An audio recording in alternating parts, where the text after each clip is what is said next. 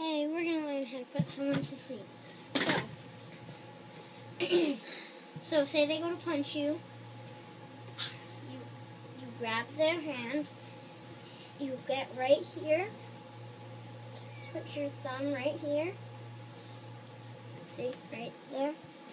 Right under the ear. Put your finger there. And then you just push and pin.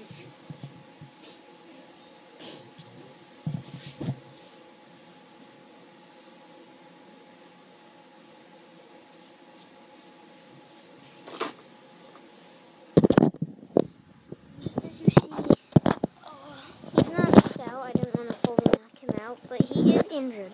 If you do it for a little bit longer than I did, maybe a few seconds, you can put them to sleep. But I suggest not too long, because if you do it for like a few minutes, you can probably give like serious ear damage.